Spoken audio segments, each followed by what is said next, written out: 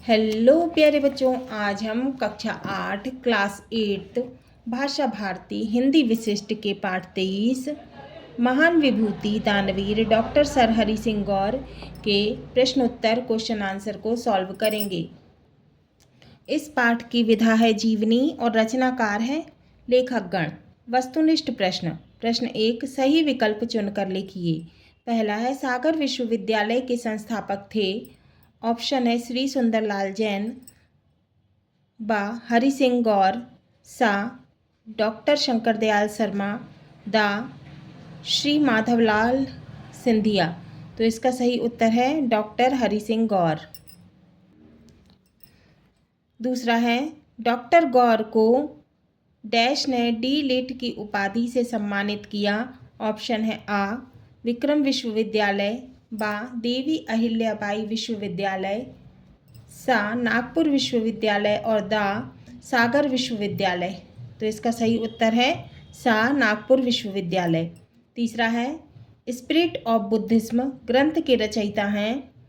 आ doctor Shivmangal Singh Suman, बा राहुल सांकृत्यायन, सा doctor Hari Singh गौर, दा डॉक्टर राम कुमार वर्मा। सही उत्तर है डॉक्टर हरि सिंह गौर। चौथा, सरस्वती लक्ष्मी दोनों ने दिया तुम्हें सादर जयपत्र पंक्तियों के रचयिता हैं। आ माखनलाल चतुर्वेदी, बा मैथिली शरण गुप्त, सा पंडित दीनदयाल उपाध्याय, दा डॉक्टर नगेंद्र। सही उत्तर है बा मैथिली शरण गुप्त। प्रश्न 2, सही संबंध स्थापित कीजिए, जोड़ी बनाइए। उत्तर। पहला है, डॉक्टर हरि सिंह गौर की गौरव गाथा प्रेरणादायिनी। दूसरा है, विश्वविद्यालय की स्थापना डॉक्टर हरि सिंह गौर। तीसरा है, डॉक्टर हरि सिंह गौर की पत्नी श्रीमती ओलिविया। कौन थी? ओलिविया। चौथा, भामा शाह ने संचित धन दिया किसको? महाराणा प्रताप को। तीसरा है, प्रश्न तीसरा, निम्नलिखित प्रश्नों के उत्तर एक वाक्य में दीजिए। पहला है, सागर विश्वविद्यालय की स्थापना किसने की थी? उत्तर, सागर विश्वविद्यालय की स्थापना डॉक्टर हरि सिंह गौर ने की थी। दूसरा, भामाशाह कौन थे? उत्तर, भामाशाह मेवाड़ के महान दानवीर थे जिन्होंने महाराणा प्रताप को करोड़ों की संपत्ति दान कर दी थी। तीसरा, डॉक्टर गौर को सर की उपाधि से किसने विभूषित किया था? उत्तर, डॉक्टर गौर को सर की उपाधि से अंग्रेज सरकार ने शिक्षा के क्षेत्र में विभूषित किया था, माने सम्मानित किया था। चौथा, 7 लाइफ्स आत्मकथा के लेखक थे। उत्तर, 7 लाइफ्स आत्मकथा के लेखक डॉक्टर हरि सिंह गौर थे हैं। प्रश्न चौथा, सत्य असत्य बताइए। पहला, डॉक्टर हरि सिंह गौर दिल्ली विश्वविद्यालय के संस्थापक उपकुलपति रहे। सत्य। दूसरा, डॉक्टर हरि सिंह गौर ने विक्रम विश्वविद्यालय की स्थापना की थी। असत्य। तीसरा, श्रीमती ओलिविया एक विदुषी महिला थी। सत्य। अभ्यास बोध प्रश्न। प्रश्न 1, निम्नलिखित शब्दों के अर्थ शब्दकोश से खोजकर लिखिए। अभाव का मतलब होता है कमी। अक्षय का मतलब होता है जिसका क्षय ना हो। अद्वितीय का मतलब जिसके बराबर दूसरा ना हो। अर्जित का मतलब होता है कमाया हुआ। विभूति का मतलब होता है महापुरुष। विदुषी का मतलब होता है ज्ञानी महिला। विभूति का मतलब होता है महापुरुष। विदुषी का मतलब होता है ज्ञानी महिला, विद्या में निपुण। विधि वेत्ता का मतलब होता है कानून के जानकार, कानून का जानकार। रूढ़ी ग्रस्त का मतलब होता है रूढ़ियों से ग्रसित, परंपरावादी। अभाव का मतलब कमी। अभय का मतलब निर्भय। और अक्षय का मतलब जिसका क्षय ना हो सके। अद्वितीय का मतलब जिसके बराबर दूसरा ना हो। अर्जित का मतलब होता है कमाया हुआ। विभूति का मतलब है महापुरुष।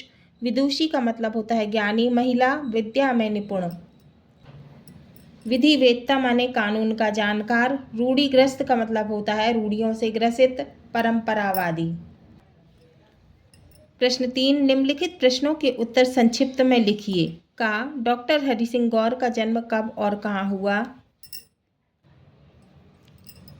उत्तर, डॉक्टर हरि सिंह गौर का जन्म सन 26 नवंबर सन डॉक्टर हरि सिंह गौर का जन्म 26 नवंबर सन 1877 ईस्वी में शनिचरी टोरी सागर मध्य प्रदेश में हुआ था। खा डॉक्टर गौर कौन कौन से विश्वविद्यालय में उपकुलपति रहे? उत्तर डॉक्टर गौर दिल्ली विश्वविद्यालय और नागपुर विश्वविद्यालय में उपकुलपति रहे। गा डॉक्टर गौर को सर की उपाधि से किसने विभूषित किया? उत्तर डॉक्टर गौर को सर की उपाधि से अंग्रेज सरकार ने विभूषित किया। घा उन्होंने किस प्रशासकीय पद से त्यागपत्र दिया था? उत्तर डॉक्टर गौर ने भंडारा में सेंट्रल प्रोविंस कमीशन से अतिरिक्त सहायक प्रशासकीय पद से त्यागपत्र दिया था। इंगा सागर विश्वविद्यालय की स्थापना कब क्यों और किसने की थी? उत्तर सागर विश्वविद्यालय की स्थापना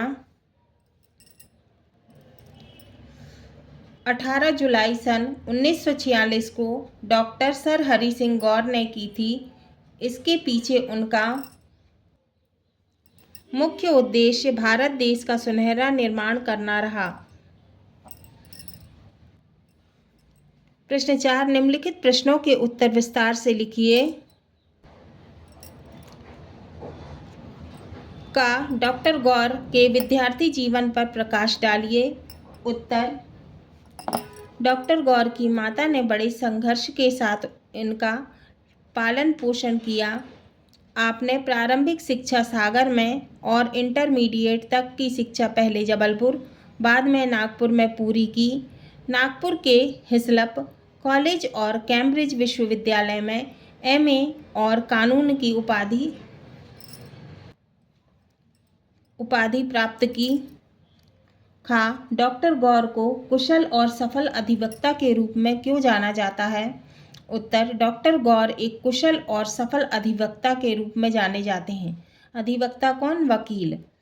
आपने 40 वर्ष से अधिक समय तक अखिल भारतीय स्तर पर वकालत की। उन्होंने प्रिवी काउंसिल में कई मुकदमे लड़े।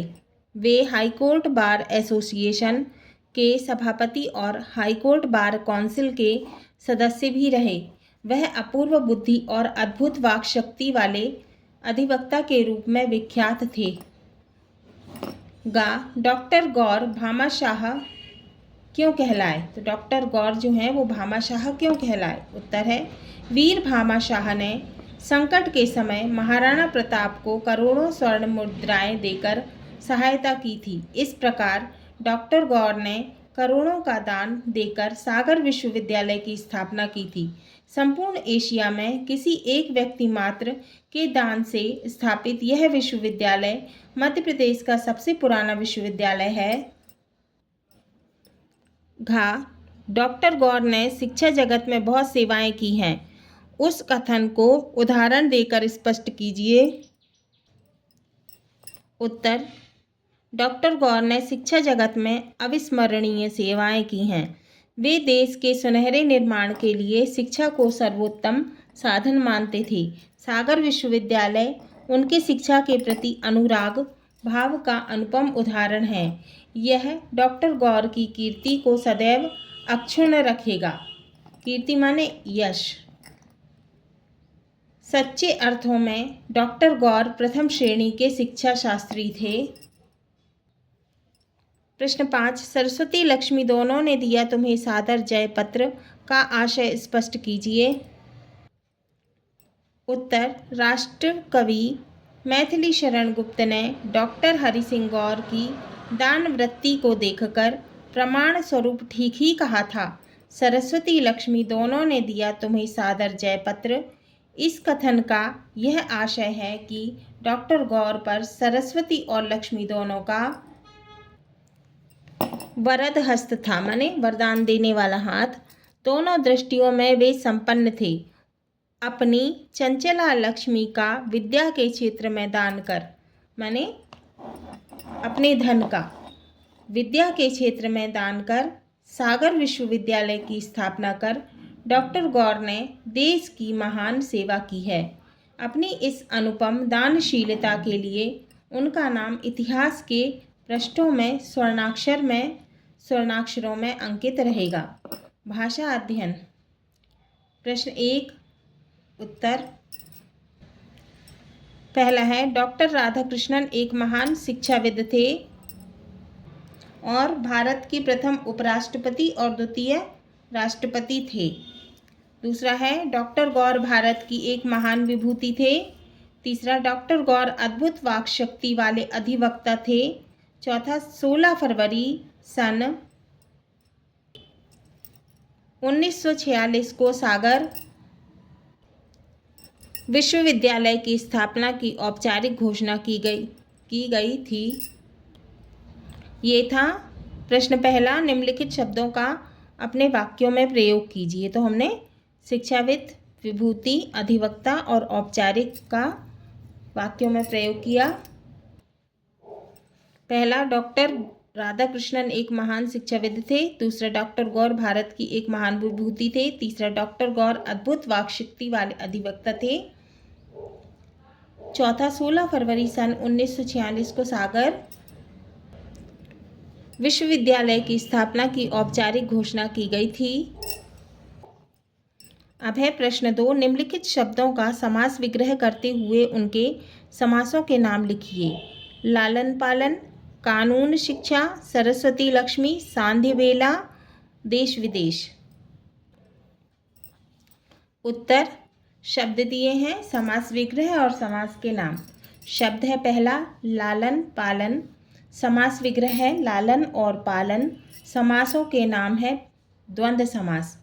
दूसरा है शब्द कानून शिक्षा, समास विग्रह है कानून की शिक्षा, समास का नाम है तत्पुरुष समास। तीसरा है सरस्वती लक्ष्मी, समास विग्रह है सरस्वती और लक्ष्मी, समास का नाम है द्वंद्व समास। चौथा है सांध्य बेला, समास विग्रह है सांध्य की बेला, समास का नाम है तत्पुरुष समास। पांचवा है देश विदेश, समास विग्रह है देश और विदेश, समास का नाम है द्वंद्व समास। प्रश्न 3। निम्नलिखित में प्रयुक्त उपसर्ग और प्रत्यय पहचान करके अलग लिखिए। अक्षय, उपकुलपति, सपूत, सहर्ष, सफलता, दूरदर्शिता, ऐतिहासिक कार्यक्षमता। उत्तर। पहला है अक्षय। आ उपसर्ग है और क्षय मूल शब्द है। दूसरा है उपकुलपति, उप उपसर्ग है और कुलपति मूल शब्द है। तीसरा है सपूत, सा उपसर्ग है और पूत मूल शब्द है। चौथा है सहर्ष, सा उपसर्ग है और हर्ष मूल शब्द है। पांचवा है सफलता, सफल मूल शब्द है और ता प्रत्यय है। छठवा है दूरदर्शिता, दूरदर्शी मूल शब्द है और ता प्रत्यय है।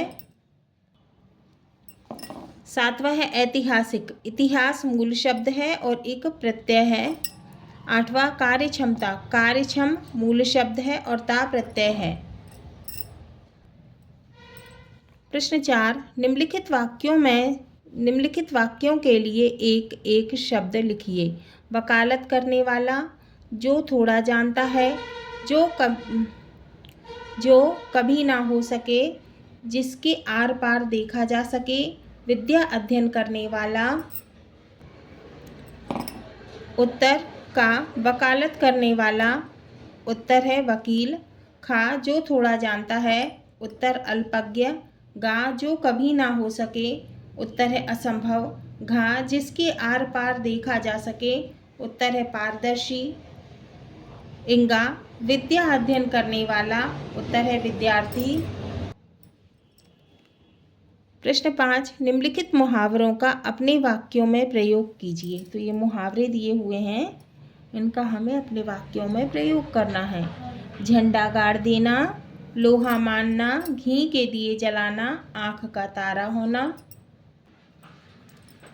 पहला है झंडा गाड़ देना, माने विजय प्राप्त करना। वाक्यों में प्रयोग। बछेंद्री पाल ने एवरेस्ट पर अपना झंडा गाड़ दिया। दूसरा, लोहा मानना, सम्मान प्रकट करना। वाक्य में प्रयोग। महाराणा प्रताप की वीरता का अकबर स्वयं ने लोहा माना था। तीसरा है घी के दिए जलाना, माने खुशी मनाना।